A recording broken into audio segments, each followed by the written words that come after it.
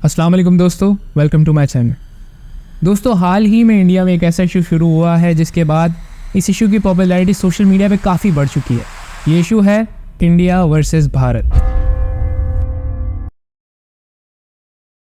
5 सितंबर Times Now ने report किया कि Modi government is likely to bring a resolution to change the name of state from India to Bharat. इसके बाद ये one of the hot topics बन गया सोशल मीडिया का और हर जगह पर हमें यही चीज़ देखने को मिलती है। कहीं पर पोलिंग स्टार्ट हो गई है तो कहीं पर लंबी लंबी डिस्कशंस, यहाँ तक कि इस बारे में तो बहुत सारी मीम्स भी अब देखने को मिलती हैं। आखिर ये इशू क्या है और कहाँ से शुरू हुआ, इसकी रूट कॉज क्या है और क्या इन दोनों नाम इंडिया और भारत, इनमें किस चीज़ का फ़र्क है, ये सब आज की वीडियो में डिस्कस करते हैं।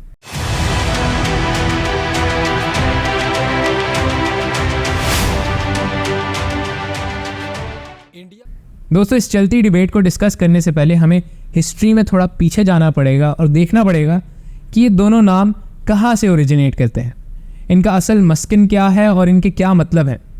तो ये बात है 3000 साल पहले की, जब एक इंडियन बुक ऋग्वेदा, इसमें सप्त सिंधु का नाम आता है। जी हाँ, इंडिया को सप्त सिंधु के नाम से यहाँ रेफर किया गया है। इस वक्त मौजूदा पाकिस्तान और इंडिया के पंजाब के रीजन में मौजूद था भरतीय किंगडम, यानी भरतीय राज्य, जिसको सब कॉन्टिनेंट के लोकल लोग भारत के नाम से भी जानते थे। क्योंकि यहाँ के लोगों को भरतीय कहा जाता था, इसीलिए इनके इलाके को भारत भी कहा जाता था। जब ये भरतीय किंगडम अपनी टेरिटरीज को एक्सपैंड करना शुरू करता है तो इनका कब्जा हो जाता है सब कॉन्टिनेंट के 7 बड़े दरियाओं पर।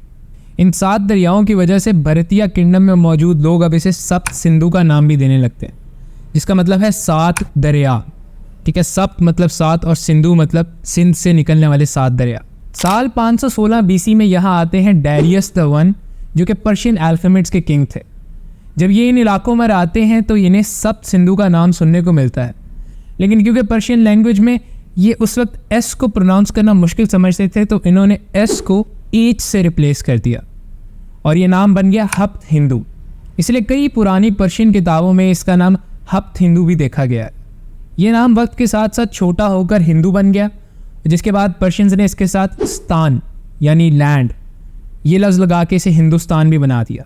हिंदूज नाम पर्शियन से पता लगता है ग्रीक्स को, और जब ग्रीक्स हिस्टोरियंस इस इलाके में आते हैं जैसे हेरोडोटस और अलेक्जेंडर द ग्रेट, तो क्योंकि ग्रीक्स को एच बोलने में काफ़ी मसला होता था, इन्होंने एच को रिप्लेस कर दिया आई के साथ और ये लफ्ज़ बन गया इंदूस, जो कि बाद में लैटिन ज़बान में बन जाता है इंडिया।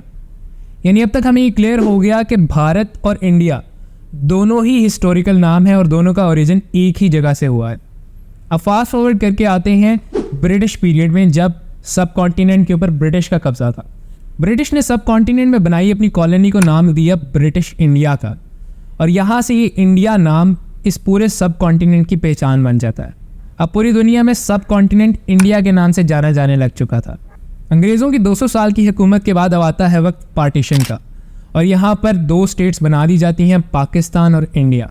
लेकिन जब इन स्टेट्स का नाम डिसाइड किया जा रहा था तो कायदे आज़म मोहम्मद अली जिन्ना की तरफ से इंडिया नाम यूज़ करने पर थोड़ी सी ऑपोजिशन भी हमें देखने को मिलती है। यहाँ तक कि कायदे आज़म मोहम्मद अली जिन्ना लॉर्ड माउंटबेटन को एक ख़त भी लिखते हैं और इस ख़त में बताते हैं कि वो इंडिया की जगह भारत या हिंदुस्तान का लफ्ज़ ज़्यादा प्रेफर करते हैं, क्योंकि लफ्ज़ इंडिया ब्रिटिश के आने से पहले ज़्यादा इस्तेमाल नहीं किया जाता था। ज़्यादातर इसको भारत या हिंदुस्तान कह के पुकारा जाता था।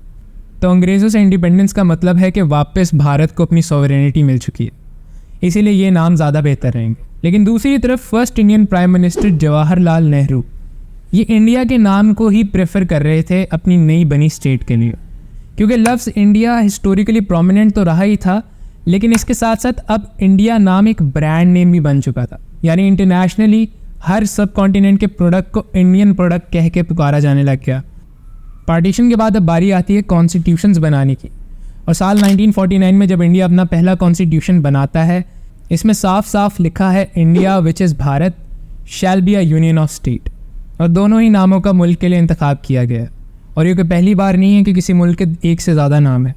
इसकी एग्जांपल्स आपको बहुत सारी नज़र आती हैं, जैसे जर्मनी, इसको इंग्लिश में तो जर्मनी कहा जाता है, लेकिन जर्मन ज़बान में इसको डॉइचलैंड या डॉइचलैंड कहा जाता है।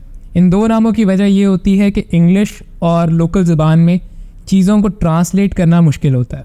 जैसे भारत का कोई इंग्लिश ट्रांसलेशन नहीं है, इसी तरीके से डॉइचलैंड का कोई इंग्लिश ट्रांसलेशन नहीं है, इसलिए एक ऑल्टरनेट नेम भी अडॉप्ट किया जाता है फॉर इंटरनेशनल रिकग्निशन। अब आते हैं मौजूदा मसले की तरफ। भारतीय जनता पार्टी बीजेपी की गवर्नमेंट क्यों इंडिया का नाम चेंज कर भारत रखने पे तुली हुई है? पार्टी की स्टेटमेंट के मुताबिक इंडिया का नाम भारत रखने का मतलब है कि इंडिया के कल्चर और हिस्ट्री को प्रमोट करना, क्योंकि ये नाम ज़्यादा कल्चर से जुड़ा है और हमने देखा कैसे सब कॉन्टिनेंट में यही नाम सबसे ज़्यादा चलता रहा है। लेकिन यहाँ पर एक मसला भी है। गवर्नमेंट के खिलाफ खड़ी सारी ऑपोजिशन पार्टीज़ ने मिलकर एक अलायंस किया है बीजेपी के खिलाफ, और इसका नाम इंडिया रखा है। यानी नाम इंडिया नहीं है, लेकिन इसका एक्रोनिम यानी शॉर्ट फॉर्म इंडिया बनती है। और इस अलायंस के बाद ही है कि मोदी जी हमें इंडिया नाम को काफ़ी ज़्यादा डिस्क्रेडिट करते हुए दिख रहे हैं। ना सिर्फ मोदी जी बल्कि एक सीनियर पॉलिटिशियन राजनाथ सिंह जी, इनका कहना है कि India is a dangerous name, India एक बड़ा ख़तरनाक नाम है। इनका क्लेम है कि former Indian prime minister Vajpayee ji ने अपनी इलेक्शन कैंपेन में शाइनिंग इंडिया का नाम इस्तेमाल किया था, क्योंकि इसमें वर्ड इंडिया मौजूद है, इसीलिए वो हार गए। अब इस तरह के क्लेम्स एक सीनियर पॉलिटिशियन की तरफ से आना एक खुद में बहुत बड़ा क्वेश्चन मार्क है।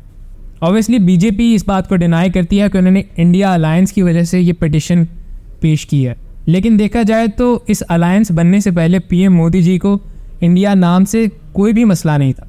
अगर मसला होता तो ये अपनी गवर्नमेंट स्कीम्स इंडिया के नाम पे ना रखते, जैसे digital India, Khelo India, make in India और स्किल इंडिया जैसी स्कीम्स। यहाँ तक कि मुल्क के कोर इंस्टीट्यूशंस के नाम में भी इंडिया का लफ्ज़ मिलता है, जैसे Indian army, Indian navy, Indian air force, election commission of India. Internationally इस मसले को देखते हुए एक पाकिस्तानी ऑथर और डिफेंस एनालिस्ट आयशा सिद्दीका ने यहाँ तक कहा है कि अगर इंडिया अपना नेम छोड़कर भारत रखता है तो Pakistan should consider adopting this name. लेकिन क्या एक कंट्री के लिए अपना नाम चेंज करना इतना ही आसान है? तो दोस्तों ये इतना ईजी नहीं है। इवन एक फ़र्म के लिए भी अपना नाम चेंज करना इस कदर आसान नहीं है, क्योंकि नाम चेंज करने का मतलब है कि अपनी ब्रांडिंग को दोबारा से स्टार्ट करना। तमाम ऑफिशियल डॉक्यूमेंट्स, तमाम ब्रांडिंग मटेरियल, हर चीज़ से नाम को इरेज करके न्यू नेम को बिल्डअप करना। इसी तरह अगर इंडिया अपना नाम चेंज करके भारत रखता है तो इस पर उन्हें बहुत सारी चीज़ों को भी चेंज करना पड़ेगा, जैसे ऑफिशियल डॉक्यूमेंट्स, पब्लिक इंफ्रास्ट्रक्चर और इवन गवर्नमेंट इंफ्रास्ट्रक्चर जैसे इलेक्शन बॉडीज़ और ये सारी चीज़ें। इंटरनेशनली भी इनको अपने तमाम डॉक्यूमेंट्स और मैप्स को अपडेट करना पड़ेगा, और इसको अपडेट करने में बहुत सारा ख़र्चा भी आ सकता है। इसका अंदाज़ा लगाया गया है एक मैगज़ीन आउटलुक की तरफ से, जिन्होंने एक साउथ अफ्रीकन बिजनेसमैन का फर्म रीब्रांडिंग मॉडल इस्तेमाल करते हुए ये एस्टिमेट किया है कि अगर इंडिया ये स्टेप उठाता है और अपने नेम को चेंज करता है तो इनको हर चीज़ को अपडेट करने में 14,000 करोड़ का खर्चा आएगा, यानी 140 बिलियन रुपीज़। इस डिबेट का क्या नतीजा निकलता है और क्या इंडिया अपना नेम चेंज करेगा, ये तो आने वाला फ्यूचर ही हमें बता सकता है। आप अपने कमेंट्स में नीचे लिख के बता सकते हैं कि आपके मुताबिक क्या इंडिया का नाम चेंज किया जाना चाहिए, और क्या पाकिस्तान अपना नेम इंडिया रखकर अपनी ब्रांडिंग को इसी नाम से दोबारा स्टार्ट करे। तो दोस्तों उम्मीद करता हूँ इस वीडियो से आपको काफ़ी ज़्यादा हिस्ट्री और मौजूदा चलती डिबेट के बारे में समझ लग गई होगी। अगर आपको वीडियो अच्छी लगी है तो इसको लाइक कर दें और चैनल को सब्सक्राइब।